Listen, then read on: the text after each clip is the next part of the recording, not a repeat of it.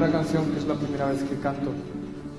Es un poema que tenía musicado hace mucho tiempo, un poema de Pedro García, un poeta absolutamente desconocido en su país, un poeta que emigró a México al acabar la guerra.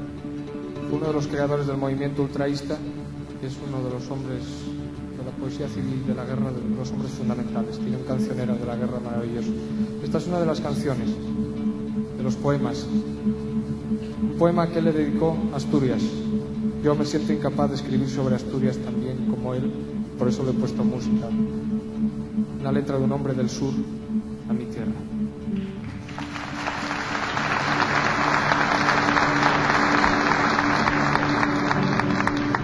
Asturias, si yo pudiera,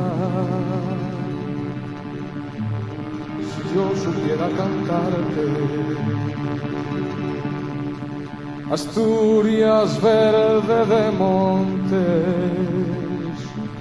negra de minerales.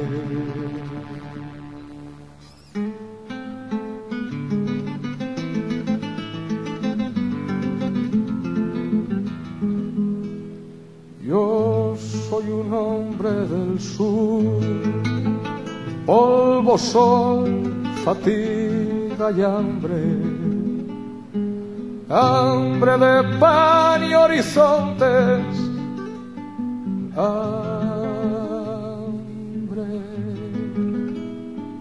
bajo la piel resecada, ríos sólidos de sangre y el corazón asfixiado, sin venas para aliviarte. Los ojos ciegos, los ojos ciegos de tanto mirarte, sin verte Asturias lejana, hija de mi misma madre. 2 veces 2 has tenido ocasión para jugarte la vida en una partida y las 2 te la jugaste.